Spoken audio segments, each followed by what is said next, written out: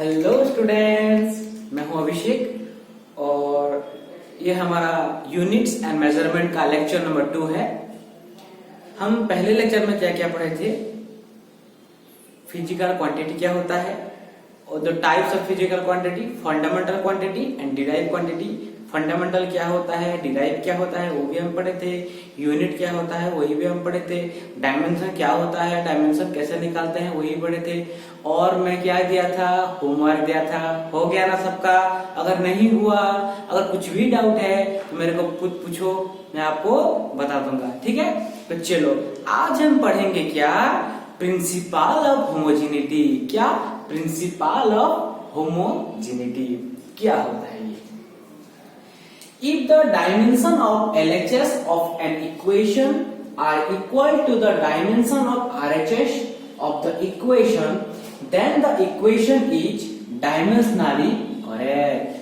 इसका मतलब क्या हुआ कि अगर एक इक्वेशन का LHS का डायमेंशन उसका RHS का डायमेंशन से अगर सही हो जाए तो वही इक्वेशन क्या हुआ है, क्या है, डायमेंशनली क्या होता है, करेक्ट। ठीक है, और एक बार चलो, अगर एक इक्वेशन है हमारे पास, ठीक है, उसका LHS का डायमेंशन जितना होगा, अगर RHS का डायमेंशन भी अगर उतना होगा तो वो दोनों क्या हो गए, डायमेंशनली क्या हो जाएंगे, करेक्ट हो जाएंगे। ठीक है, चलो, this is known as the principle of homogeneity. इसको क्या बोलते हैं, प्रिंसिपल ऑफ होमोजेनिटी। लेट अगर एक इक्वेशन है, ठीक है, इसका उसका LHS का डायमेंशन फॉर्मूला ये है और अगर RHS का यही है, m to the power a, l to the power b, t to the power c।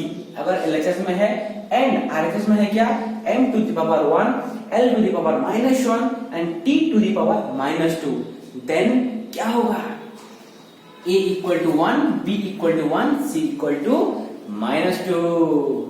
आया समझ में? आया? अगर नहीं आया थोड़ी देर इंतजार करो, आगे मैं बता दूंगा। ठीक है, लिख लो जल्दी फिर। चलो बात करते हैं किसके ऊपर, एप्लीकेशन ऑफ डायमेंशन। डायमेंशन का क्या क्या यूज होता है? ठीक है, first one is use to check correctness of a given physical relation. इसका मतलब क्या, अगर हमको एक इक्वेशन दिया हुआ है वो सही है कि गलत है, वो हम क्या कर सकते हैं, चेक कर सकते हैं। कैसे करेंगे, थोड़ा देर इंतजार करो, मैं आगे तुमको बता दूंगा, डिस्क्राइब कर दूंगा। ठीक है, to convert the physical quantity from one system of unit to another. इसका मतलब क्या, अगर एक physical quantity one system of unit पे है तो हम क्या कर सकते हैं, उसको दूसरे सिस्टम ऑफ यूनिट को चेंज कर सकते हैं। अगर सीजीएस में है तो एमकेएस कर सकते हैं और एफपीएस भी कर सकते हैं। अगर एमकेएस में है तो सीजीएस भी कर सकते हैं और एफपीएस भी कर सकते हैं। अगर एफपीएस में है तो क्या कर सकते हैं, क्या कर सकते हैं, सीजीएस में भी कर सकते हैं, एमकेएस में भी कर सकते हैं। आया number 3, to derive a relationship between different physical quantity. इसका मतलब क्या कि एक जो रिलेशन होता है, एक फिजिकल क्वांटिटी का जो रिलेशन होता है वो क्या होता है, कैसे निकालते हैं, वो हम बात करेंगे। ठीक है, लिख लो जल्दी, आगे बात करेंगे ये सब होता क्या है। ठीक है, चलो अभी थोड़ा डिस्क्राइब कर लेते हैं। क्या, to check the correctness of a given physical relation. अगर एक फिजिकल इक्वेशन दिया हुआ है वो सही है और गलत है, वो हम क्या कर सकते हैं, चेक कर सकते हैं। Let v equal to u plus at, let v is equal to u plus at, v equal to final velocity, u equal to initial velocity and a equal to acceleration, t equal to time। आया समझ में? Final velocity, initial velocity, acceleration and time. ठीक है, तो चलो LHS में क्या होगा, क्या है, v है, तो v का डायमेंशन क्या है, dimension of v equal to, v का मतलब क्या होता है, डिस्टेंस बाय टाइम और डिस्प्लेसमेंट बाय टाइम। ठीक है, तो इसका डायमेंशन फॉर्मूला क्या होगा, l t-1 हुआ कि नहीं? अच्छा, RHS में क्या है, RHS में क्या है, u plus at, U plus AT, ठीक है। तो डायमेंशन ऑफ U क्या होगा, वही L/T। क्यों, U का मतलब क्या है, इनिशियल वेलोसिटी। क्या है, इनिशियल वेलोसिटी। वेलोसिटी तो एक ही होता है ना भाई, फाइनल भी जो हो इनिशियल भी वही होता है। नहीं, डायमेंशनल फॉर्मूला में उनका फॉर्मूला सेम होता है, सेम नहीं होता, थोड़ा मजाक कर रहा हूँ, ठीक है। तो ठीक है, तो L का क्या हुआ, L T-1 हुआ कि नहीं, आया समझ में। चलो, डायमेंशन ऑफ AT, ए का मतलब क्या, एक्सीलरेशन। एक्सीलरेशन का डायमेंशन फॉर्मूला क्या होता है, L/-2, ठीक है। ये ऊपर चला जाएगा, इंटू टी का क्या होता है, टी ही तो होता है।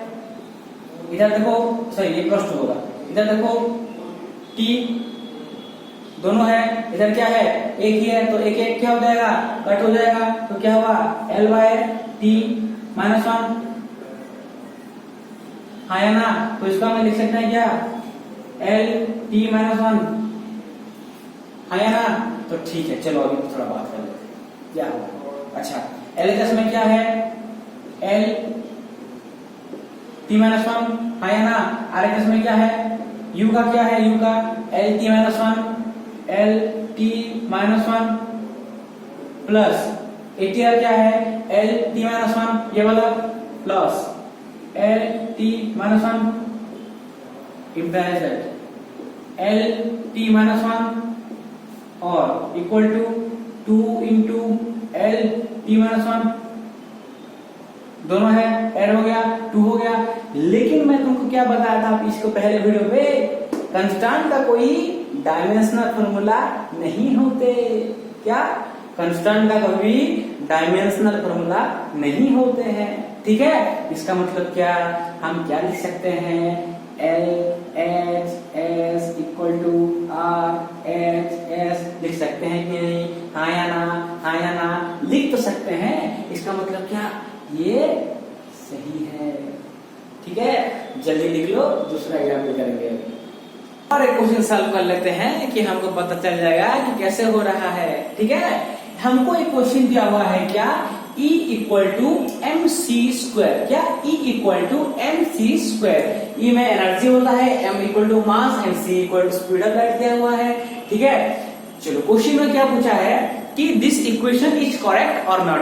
करेक्ट कैसे होगा, हम कैसे पता करेंगे, बोलो बोलो बोलो, हाँ आया समझ में। अगर उसका LHS का डायमेंशनल फॉर्मूला जितना हो उतना क्या होना चाहिए, RHS का भी डायमेंशनल फॉर्मूला उतना ही होना चाहिए।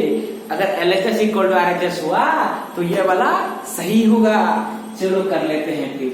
अच्छा, एनर्जी का मतलब क्या है, वर्क होता है। वर्क का मतलब क्या होता है, फोर्स इनटू डिस्प्लेसमेंट। अच्छा, वर्क का डायमेंशनल फॉर्मूला क्या होता है, m1L2T-2, हाँ या ना, समझ में आया। अच्छा, RHS में क्या करते हैं, m का डायमेंशनल फॉर्मूला क्या होता है, m ही तो होता है, c इसमें क्या है, c² है। इसका मतलब क्या होगा, स्पीड का डायमेंशनल फॉर्मूला क्या होता है, L/T। इसका मतलब L² T² हो जाएगा, हाँ या ना, समझ में आया कि नहीं। चलो, तो फिर क्या होगा, mc² इक्वल टू क्या हो जाएगा, m1L2T-2 हुआ कि नहीं, इक्वल टू कितना होगा, m1L2T-2। ये फिर चेक कर लो, LHS में कितना निकला था, m1L2T-2, RHS में कितना निकला, T-2 होगा इस पे, ठीक है। तो LHS में कितना निकला था, m1L2T-2, RHS में कितना हुआ, m1L2T-2। इसका मतलब क्या है, ये इक्वेशन क्या है, सही है। क्या है, सही है। क्यों, LHS इक्वल टू क्या हो गया हमारा, RHS हो गया। हाँ, लिख लो जल्दी। चलो, क्वेश्चन नंबर 3, ठीक है। Half mv² equal to mgh। Half mv² क्या होता है, काइनेटिक एनर्जी। mgh क्या होता है, पोटेंशियल एनर्जी, ठीक। हमको फिर बोले हैं क्या, इक्वेशन सही है कि नहीं, मतलब करेक्ट है कि नहीं, कैसे पता करेंगे, वही LHS इक्वल टू क्या करेंगे, RHS करेंगे। चलो करते हैं, ठीक है। अच्छा, इसमें m का मतलब क्या है, मास, v का मतलब वेलोसिटी, इसमें m का मतलब मास, g का मतलब एक्सीलरेशन ड्यू टू ग्रेविटी, क्या acceleration due to gravity, h का मतलब क्या होता है, हाइट, क्या हाइट, ठीक है। चलो फिर डायमेंशनल फॉर्मूला क्या होगा LHS का, डायमेंशन ऑफ LHS, ठीक है, क्या है mv स्क्वायर। m का मास का क्या होता है, m होता है, v का क्या होता है इंटू L/T स्क्वायर है, तो स्क्वायर स्क्वायर हो जाएगा, तो फिर क्या होगा m1 L2 T-2 होगा कि नहीं। अभी करते हैं, चलो RHS का, RHS में क्या है mgh, m का डायमेंशनल फॉर्मूला क्या है m है, g का g मतलब क्या एक्सीलरेशन ड्यू टू ग्रेविटी, तो एक्सीलरेशन का डायमेंशनल फॉर्मूला क्या है L/T-2 हो जाएगा, सॉरी ऊपर जाने से -2 होगा, T2 हो गया, थोड़ा गलत हो रहा है, तो चलेगा कुछ नहीं, इंटू h का क्या होगा लेंथ ही तो होगा, हाँ या ना। हाइट को हम किस में मेजर करते हैं, लेंथ पे करते हैं, लेंथ का डायमेंशनल फॉर्मूला क्या है l ही तो है, ठीक है। तो इसमें क्या हो गया m1 L2 T-2 हुआ कि नहीं, ये देखो m को m1 है, l क्रॉस l L2 हो गया, t नीचे मतलब t का पावर स्क्वायर है, ऊपर जाने से क्या हो जाएगा T-2 हो जाएगा, इसका मतलब क्या LHS इक्वल टू RHS हुआ कि नहीं। LHS में कितना है m1 L2 T-2, RHS में कितना है m1 L2 T-2, हो तो गया अभी, हाँ हो गया ना, इसका मतलब क्या है, ये सही है, सही, एक टिक हो गया, लिख लो जल्दी, हाँ इतना तो समझ में आ गया, ठीक है। चलो ये जो है ना हमारा व्हाइट बोर्ड पे, ये आपके लिए क्या है होमवर्क है, ठीक, मेरे को करके दिखाना है। चलो एक बार बता देता हूं कि फर्स्ट वन, ये ए नहीं है, नंबर ए बीट क्वेश्चन है, ठीक है। s equal to ut plus half at square. अच्छा, s का मतलब क्या है हमको पता है, डिस्टेंस है, u का मतलब क्या है इनिशियल वेलोसिटी, t का मतलब क्या है टाइम, a का मतलब क्या है एक्सीलरेशन, t का मतलब क्या है टाइम, तो है। Number 2, v square minus u square equal to 2as, v का मतलब क्या फाइनल वेलोसिटी, u का मतलब क्या इनिशियल वेलोसिटी, s का मतलब क्या डिस्टेंस, और a का मतलब क्या एक्सीलरेशन, ठीक है। Check the correctness of this equation, ये इक्वेशन को चेक करना है कि ये करेक्ट है और रॉन्ग है, ठीक। अच्छा, उसके बाद check the correctness of the relation tau equal to I alpha, इसको क्या बोलते हैं टाउ, क्या टाउ, ठीक है, टाउ बोलते हैं, tau is equal to I alpha. Tau का मतलब क्या है torque acting on a body, torque होता है क्या torque, tau equal to torque, and I is the movement of inertia, I is the movement of inertia, ये हुआ torque, ठीक है, and alpha is the angular acceleration. अच्छा, angular acceleration का मतलब क्या है एंगुलर वेलोसिटी बाय टाइम, हाँ ठीक है, okay. Next question, check the dimensional consistency of the following equation, ठीक है, हमको चेक करना है कि ये भी सही है और गलत है। डी ब्रोगली वेवलेंथ, हमको पता नहीं है कि डी ब्रोगली वेवलेंथ एक्चुअली होता क्या है, what is de Broglie wavelength, फिर भी ये इक्वेशन सही है और गलत है, हमको चेक करना है। By the application of dimensional analysis we are check this equation is correct और नॉट, ठीक है। तो होता क्या है, चलो lambda equal to h by mv, lambda equal to h by mv, lambda को बोलते हैं हम क्या वेवलेंथ, h को बोलते हैं क्या प्लैंक कांस्टेंट, m को बोलते हैं क्या मास, v को बोलते हैं क्या वेलोसिटी। तो इसका मतलब क्या, ये सब क्या है आपके लिए होमवर्क है, जल्दी से करना। अगर कुछ भी डाउट हो तो मेरे को कहां पे बताना है, कमेंट में बताना है, जल्दी लिख लो फिर। चलो अभी बात कर लेते हैं किसके ऊपर, जो हमारा एप्लीकेशन ऑफ डायमेंशनल एनालिसिस था उसका नंबर 2 पे, पॉइंट नंबर 2 पे। उसमें क्या था कि हम यूनिट को चेंज करेंगे। अगर एक सिस्टम ऑफ यूनिट पे है तो हम दूसरे पे चेंज करेंगे। चलो नंबर 2, ठीक है। अच्छा, मेरे को एक चीज बताना कि अगर 1 kg है, 1 kg है, ये कौन सा यूनिट पे है? एक तो MKS में है और SI पे है, ठीक है। MKS पे है और SI पे है, और इक्वल टू हम इसको क्या लिख सकते हैं? 1000 ग्राम, ठीक है। ये किस पे है? CGS, ठीक है। तो हमको वन सिस्टम ऑफ यूनिट से दूसरे सिस्टम ऑफ यूनिट को हमको क्या करना है? कन्वर्ट करना है, ठीक है। चलो और एक फॉर्मूला बताता हूं कि N1U1 इक्वल टू N2U2, ठीक है। ये कैसे हुआ बताता हूं। अगर LHS का यूनिट को अगर हम लेंगे U1, हम तो यूनिट का यूनिट लेते हैं, ठीक है। अगर LHS का अगर यूनिट को लेंगे हम क्या? U1, एंड ये जो नंबर दिया हुआ है इसको हम अगर लेंगे क्या? N1, ठीक है। नंबर को लेंगे N और यूनिट को लेंगे U, तो इस तरफ जो होगा वो क्या होगा? N1U1, U1 मतलब kg, N1 मतलब 1, ठीक है। और इक्वल टू RHS में क्या है? ग्राम है। हम अगर ग्राम को लेंगे U2, क्या लेंगे? U2, एंड 1000 का लेंगे अगर N2, तो ये इक्वेशन आया कि नहीं? ये इक्वेशन आया कि नहीं? ठीक है, इतना लिख लो, उसके बाद मैं और थोड़ा बताता हूं। हो गया? अच्छा, हाँ बता रहा हूं, देखो। Let M1, L1 and T1 be the size of fundamental unit of mass, length and time in one system, and M2, L2 and T2 be the fundamental unit of another system. ठीक है, fundamental unit of size और fundamental unit of size, ठीक है। अच्छा, इसका मतलब क्या? अगर वन सिस्टम पे हमारा क्या है? M1, L1 एंड T1 है, ठीक है। किसका साइज है? मास, लेंथ एंड टाइम का। अनदर में क्या है? वही है, लेकिन M2, L2 एंड T2 है, ठीक है।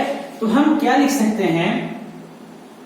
M1 to the power A, L1 to the power B and T1 to the power C को हम क्या लिख सकते हैं? U1 लिख सकते हैं।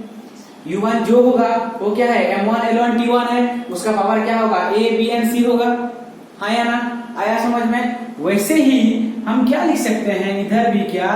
M2A, L2B and T2C equal to क्या लिख सकते हैं? U2 लिख सकते हैं, ठीक है। M2, L2, T2 और A का पावर क्या है? अच्छा, ये 2 है ना, ठीक से थोड़ा लिख लो, आराम से हो जाएगा, ठीक है। तो M2 का पावर क्या है? A है, L2 का पावर B है एंड T2 का पावर C है, इक्वल टू U2। आया समझ में? तो हमारा पहला इक्वेशन क्या था? N1U1 इक्वल टू N2U2, हाँ या ना? तो इसका मतलब क्या हुआ? M1 to the power A, L1 to the power B, T1 to the power C equal to क्या होगा? M2 to the power A, L2 to the power B and T2 to the power C होगा कि नहीं? हाँ, तो हम क्या लिख सकते हैं अभी?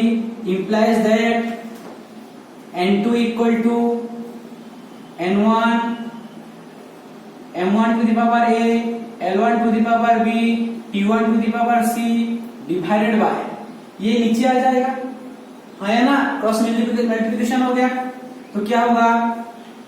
M2 to the power A, L2 to the power B and T2 to the power C, इतना होगा कि नहीं? देखो, ऊपर में मास 1 है, नीचे में मास 2 है, लेकिन पावर क्या है? सेम है। ऊपर में लेंथ 1 है और नीचे में लेंथ 2 है, पावर क्या है? सेम ही तो है। ऊपर में T1 है, नीचे में T2 है, लेकिन पावर क्या है? सेम ही तो है। इसका मतलब क्या हुआ?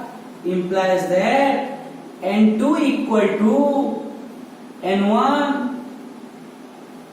M1 by M2 का होल पावर ए, हाँ, L1 बाय L2 का होल पावर B, ठीक है, एंड T1 बाय T2 का होल पावर क्या होगा, C होगा, ठीक है। अगर हमको एक सिस्टम ऑफ यूनिट दिया हुआ है उसका n ले जाएंगे और ये फॉर्मूला अगर पुट कर लेंगे तो N2 जो निकलेगा ना वो क्या होगा, दूसरे सिस्टम में कन्वर्ट हो जाएगा, ठीक है। इतना लिख लो, उसके बाद थोड़ा तुमको एग्जांपल दे दूंगा, थोड़ा बहुत प्रॉब्लम कर लेंगे, उसके बाद क्या दूंगा, होमवर्क भी दूंगा, ठीक है ना। जल्दी लिख लो, फिर बात करते हैं एक एग्जांपल के ऊपर, तो कैसे होता है पता चल जाएगा, ठीक है। क्वेश्चन हमारा दिया हुआ है क्या, convert 1 newton into dyne. 1 newton को हमको डाइन में कन्वर्ट करना है, ठीक है। 1 न्यूटन है लेकिन कितना डाइन है हमको नहीं पता है, ठीक है। अच्छा, न्यूटन किसका ये है, ये मतलब क्या, यूनिट मैं भी ये बोल रहा हूं कि किसका है, फोर्स का है। अच्छा, न्यूटन ये क्या है कि मतलब कौन सा सिस्टम ऑफ यूनिट पे है, MKS पे है और SI पे है, ठीक है। वैसे ही डाइन किस पे है, CGS पे है। आया समझ में, लिख लो, थोड़ा लिख लो, हो गया, ओके। ये CGS पे है और ये SI पे है, ठीक है। तो डायमेंशनल फॉर्मूला ऑफ किसका, फोर्स का क्या होगा, M1 L1 T-2 होगा कि नहीं, चेक कर लो एक बार, ठीक है। अच्छा, इसका A क्या होगा 1, B क्या होगा 1 एंड C क्या होगा -2, ठीक है। ये हो गया। अच्छा, तो लिख लो पहले हमको कौन सा यूनिट दिया हुआ है, SI यूनिट दिया हुआ है, तो इस पे हम क्या लिखेंगे, SI लिखेंगे, ठीक है। और इस पे हम क्या लिखेंगे, CGS लिखेंगे। किसमें मतलब क्या बोला है कि डाइन पे कन्वर्ट करो, डाइन क्या है, CGS यूनिट है, तो इस पे हम क्या लिखेंगे, CGS लिखेंगे। बीच में क्या लिखेंगे, एक लाइन ड्रॉ करेंगे। अरे ये थोड़ा इधर उधर हो गया, तुम स्ट्रेट लाइन करना, ठीक है। अच्छा चलो, फिर इसमें n का वैल्यू क्या है, n का वैल्यू क्या है, N1 इक्वल टू क्या है 1 न्यूटन है ना। तो हमको क्या बोला है कि डाइन, कितना डाइन हमको नहीं पता है, तो क्या होगा N2 equal to question mark होगा। अच्छा चलो, इस पे कहा क्या, हाँ 1 न्यूटन, अच्छा ठीक है। तो इसका m क्या होगा, एक MKS यूनिट में मास क्या होता है, kg होता है, 1 kg इक्वल टू, अच्छा हम 1 kg को लिख सकते हैं कि नहीं, 1000 ग्राम, ठीक है। अच्छा, इस तरफ क्या होगा, ये M1 है और ये M2 है, तो M2 क्या होगा 1 ग्राम होगा, ठीक है। अच्छा चलो, और लेंथ क्या होगा 1 मीटर होगा। अच्छा, हम 1 मीटर को क्या लिख सकते हैं 100 सेंटीमीटर। आया कि नहीं समझ में, नहीं आता सर, नहीं आ रहा है, ये तो क्लास 5 का है ना, तो मैं क्यों बताऊं। थोड़ा रिवाइज कर लो, आ जाएगा, ठीक है। तो L2 क्या हुआ, अच्छा CGS में क्या होगा, क्या होता है L2 1 सेंटीमीटर होता है भाई, क्या होता है 1 सेंटीमीटर होता है, ठीक है। और इसमें T1 क्या होगा 1 सेकंड होगा, और इस पे T2 क्या होगा 1 सेकंड होगा। आया इतना बात समझ में, आया समझ में। हमको क्या निकालना है, N2 निकालना है, क्या निकालना है, N2 निकालना है। तो N2 का फॉर्मूला क्या है, क्या है फॉर्मूला, थोड़ा आगे चेक कर लो, फॉर्मूला मिल जाएगा, ठीक है। N2 इक्वल टू N1 क्या होगा M1 by M2 to the power whole A, ठीक है।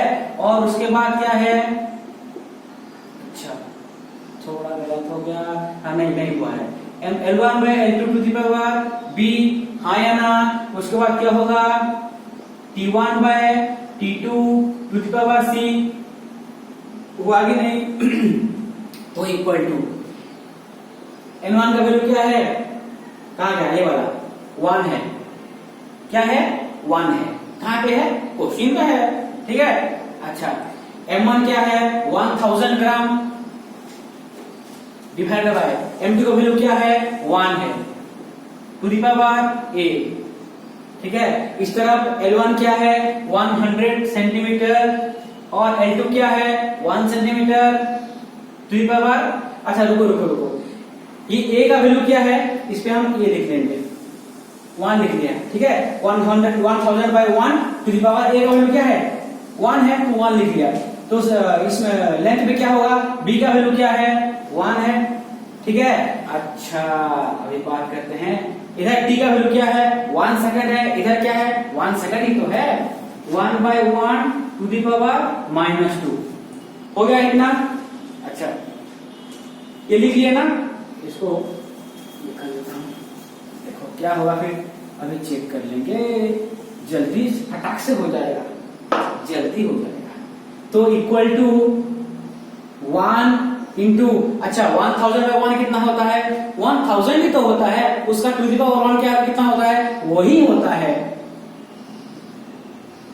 इंटू 100 by 1 क्या होगा 100 होगा, उसका टू द पावर 1 क्या होगा 100 ही तो होगा। ठीक है, अच्छा ज्यादा बच्चे इस पे कंफ्यूज होते हैं, मैं थोड़ा सॉल्व कर लेता हूं। ठीक है, 1 by 1 क्या हुआ 1 by 1 क्या हुआ 1 होगा टू द पावर -2। ठीक है, अच्छा 1 टू द पावर -2 क्या होता है, इधर कर लेता हूं, देखो 1 का -2, इसका मतलब क्या 1 by 1 to the power 2 equal to 1 by 1 equal to 1 हुआ, हो गया।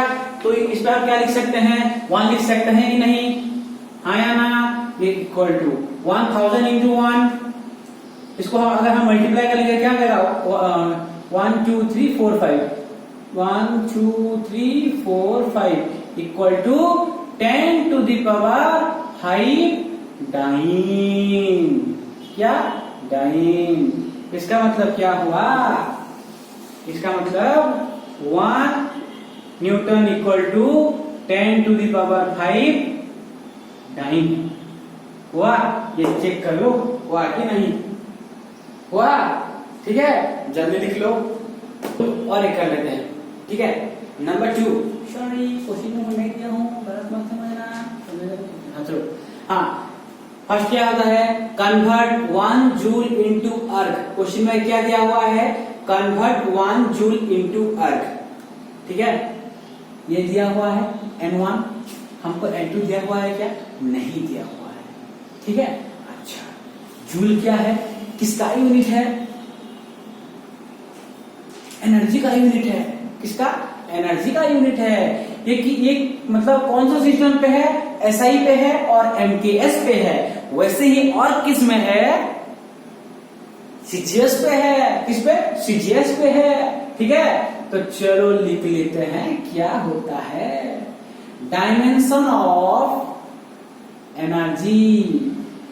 एनर्जी का डायमेंशन क्या होगा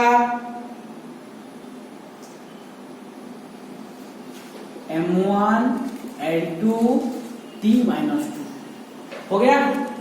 आया इतना समझ में, कुछ डाउट है क्या। अच्छा इसमें A का वैल्यू क्या होगा 1, B का वैल्यू क्या होगा 2 और C का वैल्यू क्या होगा -2 होगा। ठीक है, अच्छा तो मैंने क्या बोला था, जो पहले दिया वो लिख लेना और सेकंड में क्या लिखना है जो पूछा है वही लिख लेना। CGS हो गया, हाँ या ना, समझ में आया कि नहीं। अगर नहीं आया तो इसका पहले जो मैं बताया था वो लिख लो। ठीक है, अच्छा N1 क्या है, N1 इक्वल टू 1 जूल तो है। अच्छा M1 क्या होगा 1 kg इक्वल टू 1000 ग्राम। ठीक है, अच्छा L1 क्या होगा 1 metre equal to 100 centimetre. T1 क्या होगा 1 सेकंड ही तो होगा, SI सेकंड। अच्छा ठीक है, इस तरफ N2 क्या हुआ है पता नहीं है, पता नहीं है मतलब क्या क्वेश्चन मार्क है। ठीक, अच्छा M1 क्या है 1 ग्राम है, M2 क्या है, सॉरी M2 नहीं, सॉरी ये M2 होगा, L2 क्या होगा 1 सेंटीमीटर होगा, T2 क्या होगा 1 सेकंड ही तो होगा। हो गया। अच्छा तो N2 इक्वल टू, फॉर्मूला तो याद हो गया क्या, N1 into M1 by M2 to the power A, L1 by L2 to the power B and T1 by T2 to the power C। ठीक है, अच्छा तो N1 मैं डायरेक्ट कर लेता हूं, ठीक है। अगर हो सकता है तो आप क्या करना, फॉर्मूला लिख के करना, जो आपको आसान लगता है वही करना, ठीक है। अच्छा 1 इंटू M1 का वैल्यू क्या है 1 2 3 मतलब 1000, 1 2 3 नहीं, ठीक है। और M2 का वैल्यू क्या है 1 है, इनका पावर क्या है, कहां गया, हाँ मिल गया 1, ठीक है। इंटू L1 क्या है 100 सेंटीमीटर बाय L2 क्या है 1 है, इसका पावर कहां गया, सॉरी मतलब कहां गया नहीं है, मतलब क्या है, ठीक है 2 है। इंटू T1 क्या है 1 बाय 1 टू दी पावर -2, हो गया, आया समझ में, इक्वल टू इसका वैल्यू क्या होगा 1 इंटू 1 1 2 3, सॉरी मतलब 1 2 3 उड़ा में बोल दिया थोड़ा, सही, ठीक है। तो 1 2 3 1000 ही हुआ। उसके बाद 100 का स्क्वायर कितना होता है 10,000, मतलब 1 पे 1 2 3 4, ठीक है। और 1 बाय 1 होगा टू द पावर -2 1 होगा, ठीक है। अच्छा तो इसको अगर हम मल्टीप्लाई कर लेंगे तो क्या होगा 1 2 3 4 5 6 7 1 2 3 4 5 6 7 equal to 10 to the power 7 क्या है अर्ग, ERG, हो गया, आया समझ में, आया कि नहीं, अगर नहीं आया तो वीडियो को थोड़ा और एक बार रिपीट कर लो, आ जाएगा, ठीक। अगर किसी भी डाउट हो तो मेरे को कमेंट करके बताना। तो ये तो हो गया दोनों, ठीक है। अभी मैं क्या करता हूं, तुमको होमवर्क देता हूं, ठीक है। तो हमारा तो दोनों एग्जाम्पल खत्म हो गया, ठीक है। अभी ये क्या है हमारे लिए, क्या है होमवर्क है, ठीक है। चलो एक बार बता देता हूं फिर कर लो। The value of G in CGS system is this 9 centimetre square gram to the power -2, ठीक है। Calculate the value in SI unit, मैंने क्या बता रहा था तुमको, SI से CGS कैसे कन्वर्ट करना वो बता रहा था, और इसमें क्या करना है CGS से SI करना है, ठीक है। N1 का वैल्यू क्या होगा, ये वाला होगा, और N2 का वैल्यू जो निकलेगा वही होगा, ठीक है। कर लेना ये। If the value of the universal gravitational constant in SI is 6.6 into 10 to the power -11 Newton meter square per kg square, then find its value in CGS system। ये फिर से वही आ गया, SI से CGS आ गया, ठीक है। ये क्या है N1 है, ठीक है। M1 L1 और T1 आपको निकालना है, एंड उसको क्या करना है, जो N2 जो वैल्यू है ना वो उसमें पुट कर लेना है, जो आएगा ना वो क्या होगा N2 मतलब क्या CGS, इसका वैल्यू क्या है वो आ जाएगा, ठीक है। Number 3, the density of mercury is 13.6 ग्राम पर centimetre cube in CGS system. हमको क्या दिया हुआ है, CGS सिस्टम पे दिया हुआ है, उसको हमको क्या करना है SI यूनिट पे कन्वर्ट करना है, ठीक है। आया समझ में, हाँ। अगर दोनों वीडियो को, दोनों एग्जाम्पल को अगर आप ठीक से देखे होगे तो ये सब क्या होगा, आसान होगा। Number 4, the surface tension of water is 72 dyne per centimetre, express it in SI unit. Surface tension का वैल्यू क्या है 72 डाइन पर सेंटीमीटर, इसका मतलब क्या, डाइन का कहा क्या है, CM क्या है CGS यूनिट पे है, उसको क्या निकालना है SI पे निकालना है, समझ में आया। तो ये चारों करके मेरे को कहां पे बताना, कमेंट में बताना, ठीक है। हाँ अगर इसमें कुछ भी डाउट हो, इसमें अगर कुछ भी डाउट हो तो मेरे को आप पूछ सकते हो, ठीक है। जल्दी लिख लो फिर।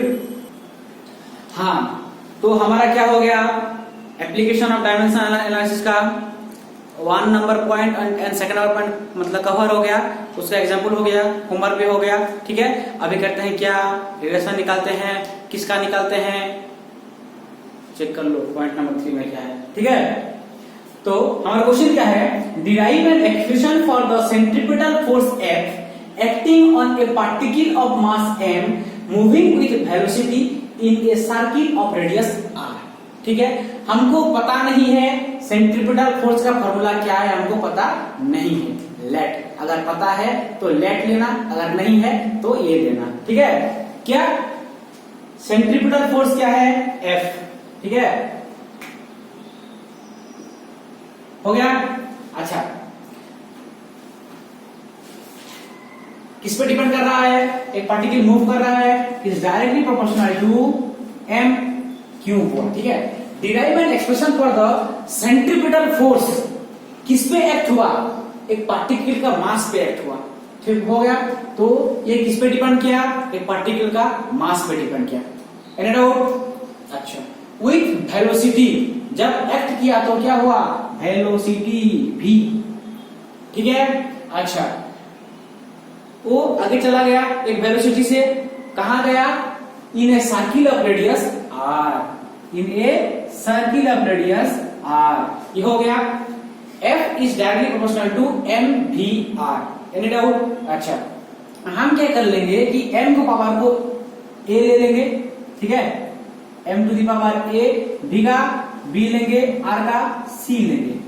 ठीक है, हम जब ये मतलब इसमें अगर इक्वल टू लिखते हैं तो क्या करते हैं, एक कांस्टेंट मल्टीप्लाई कर लेते हैं, तो implies that f equal to k m to the power a, v to the power b, c to the power sorry r to the power c।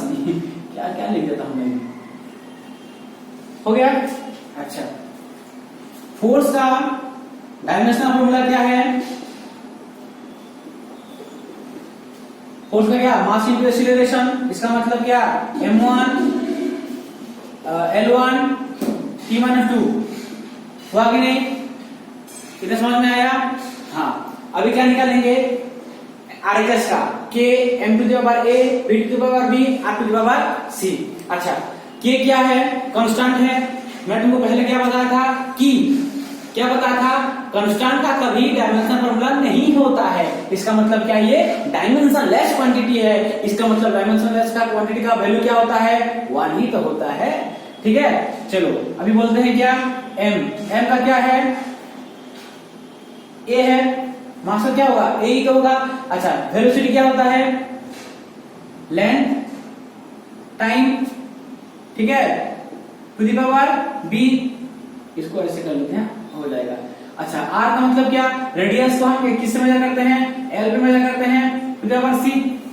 हो गया, तो चलो लिखते हैं क्या, m1 l1 t - 2 LHS में है, और RHS में क्या है, m to the power a, l to the power क्या होगा, b होगा, और इस पे क्या है, c है, b प्लस c। हमको क्या पता है, जब मल्टीप्लाई होता है तो पावर क्या हो जाता है, ऐड हो जाता है।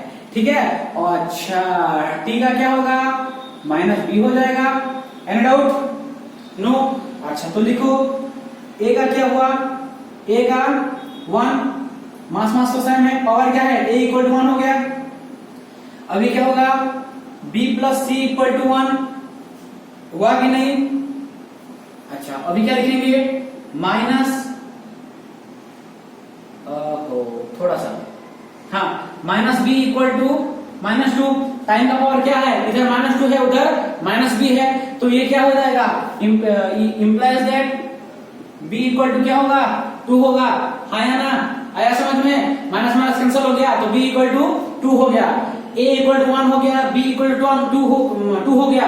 अभी क्या निकालना है, c का वैल्यू निकालना है। क्या, किसका वैल्यू निकालना है, c का वैल्यू निकालना है। तो c क्या होगा, इंप्लाइज दैट, इसमें पुट कर लो, 2 plus c equal to 1, implies that c equal to 2 minus 1 equal to -1, क्या, -1।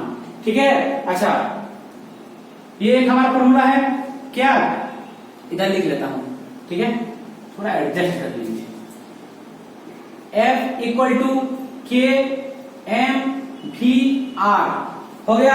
k m का पावर क्या था, 1, तो हम इसमें क्या लिखेंगे, 1 लिख लेंगे। ठीक है, v का पावर क्या था, b का वैल्यू क्या है, 2 है, मतलब b स्क्वायर हो गया। अच्छा, r का पावर क्या है, c है, तो c का वैल्यू क्या है, -1 है, तो इसमें क्या लिखेंगे, -1। तो implies that f is equal to k m v square, r ऊपर में क्या है, -1 है, नीचे में से क्या हो जाएगा, 1 ही हो जाएगा। ठीक, हो गया। तो इसका मतलब क्या, सेंट्रीपिटल फोर्स का फॉर्मूला क्या होता है, k mv square by r। ठीक है, लिख लो। अगर समझ में नहीं आया तो क्या करना, वीडियो को थोड़ा रिपीट कर देना, आ जाएगा। जल्दी लिख लो फिर। तो हमारा 3 तो एप्लीकेशन कंप्लीट हो गया।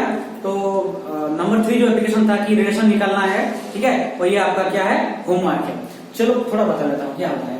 वेलोसिटी v, ठीक है, of sound depends upon the coefficient of elasticity E of the medium and the density rho of the medium. Obtain the expression for V by the method of dimensional analysis. इसका मतलब क्या, velocity किसके ऊपर depend कर रहा है, मतलब coefficient of elasticity and density के ऊपर।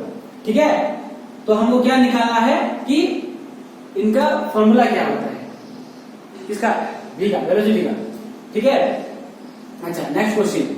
Force of viscosity F acting on a spherical body moving through a fluid depend upon its velocity v, radius r and coefficient of viscosity eta। क्या बोलते हैं, eta बोलते हैं उसको, of the fluid। Using method of dimensional obtain an expression for F। इसका मतलब क्या, force of viscosity F किसके ऊपर डिपेंड कर रहा है, वेलोसिटी के ऊपर, रेडियस के ऊपर एंड कोफिशिएंट ऑफ विस्कोसिटी के ऊपर। ठीक है, तो हमको क्या निकालना है, एक्सप्रेशन फॉर एफ, फोर्स क्या होगा इसमें निकालना है। ठीक है, जल्दी लिख लो। इसके बाद हम पढ़ेंगे क्या, लिमिटेशन ऑफ डायमेंशनल एनालिसिस। लिख लो जल्दी ये। हाँ चलो अभी बात करते हैं किसके ऊपर, limitation of dimensional analysis. Dimensional analysis का क्या क्या लिमिटेशन होता है। ठीक है, Point 1. The method does not give any information about the dimensionless constant k। k मतलब क्या, कांस्टेंट होता है, उसका कोई डायमेंशन होता है क्या, नहीं होता है। तो डायमेंशनल एनालिसिस क्या किया कि उसके बारे में कुछ इंफॉर्मेशन हमको प्रोवाइड नहीं किया। ठीक है, उसीलिए हम क्या लेते हैं, उसको डायमेंशन लेस लेते हैं। ये है हमारा क्या, first limitation of dimensional analysis. ठीक, number 2, it fails when a physical quantity depends on more than 3 physical quantity. जब एक फिजिकल क्वांटिटी क्या होता है, डिपेंड करता है किसके ऊपर, मोर देन 3 फिजिकल क्वांटिटी। ठीक है, मोर देन 3 फिजिकल क्वांटिटी के ऊपर अगर डिपेंड करता है तो वो क्या होगा, डायमेंशनली करेक्ट नहीं होगा, गलत हो जाता है। यह है हमारा क्या, लिमिटेशन नंबर 2। अभी चलो number 3, it fails when a physical quantity is the sum और डिफरेंस ऑफ 2 और मोर क्वांटिटीज। अगर हम 2 फिजिकल क्वांटिटी को ऐड करेंगे और 2 और मोर फिजिकल क्वांटिटी को अगर मतलब सब्सट्रैक्ट करेंगे, डिफरेंस लिखा हुआ है ना, हाँ डिफरेंस, सब्सट्रैक्ट करेंगे तो वो क्या होगा, डायमेंशनली करेक्ट नहीं होंगे। वो क्या होंगे, डायमेंशनली करेक्ट नहीं होंगे। ये है हमारा क्या, लिमिटेशन नंबर 3। नंबर 4 क्या, it fails to derive relationship which involve trigonometry, logarithm and exponential function. इसका मतलब क्या, रिलेशन हमको ये शो नहीं कर पाया, किसका किसका, ट्रिगोनोमेट्री का रिलेशन शो नहीं कर पाया, लॉगरिथम का शो नहीं कर पाया, और एक्सपोनेंशियल फंक्शन का क्या कर नहीं कर पाया, शो नहीं कर पाया। ठीक है, और एक बार बोल दूं, चलो पहला वाला क्या है, कांस्टेंट का कोई डायमेंशनल फॉर्मूला नहीं है तो उसके लिए कोई मेथड वो फाइंड नहीं कर सकता। नंबर 1 हो गया। नंबर 2 क्या हुआ कि अगर एक फिजिकल क्वांटिटी डिपेंड कर रहा है 3 तो फिजिकल क्वांटिटी के ऊपर, तो वो क्या हो जाएगा, रॉन्ग हो जाएगा। वो क्या हो जाएगा, रॉन्ग हो जाएगा, उसका लिमिटेशन नंबर 2। नंबर 3 क्या होगा, इट फेल्स मतलब क्या, अगर 2 और मोर फिजिकल क्वांटिटी को अगर ऐड करेंगे और सब्सट्रैक्ट करेंगे तो वो दोनों क्या हो जाएंगे, डायमेंशनली करेक्ट नहीं होंगे। ठीक है। एंड नंबर 4 क्या, हमारा जो रिलेशन किसका, ट्रिगोनोमेट्री का, लॉगरिथम एंड एक्सपोनेंशियल फंक्शन का कोई रिलेशनशिप ये फाइंड आउट नहीं कर पाया। ये हमारा क्या है, लिमिटेशन ऑफ डायमेंशनल एनालिसिस हो गया। तो इस वीडियो में हम क्या क्या पढ़े, principal of homogeneity, application of dimension analysis, उसका जो 3 ठो एप्लीकेशन है वो हम 3 पढ़ चुके हैं, और ये क्या है हमारा लिमिटेशन हो गया। ठीक है। मैं तुमको एग्जांपल करवाया, होमवर्क दिया, तो तुम्हारा काम क्या है, घर में अभी आज क्या करना है, होमवर्क करना है, मेरे को कहां बताना है, कमेंट में बताना है। वीडियो को लाइक कीजिए, शेयर कीजिए, सब्सक्राइब कीजिए, एंड जो भी मैं क्वेश्चन दे रहा हूं और अगर कुछ भी डाउट हो तो मेरे को आप कमेंट करके बता सकते हो। ठीक है। तब तक के लिए बाय बाय।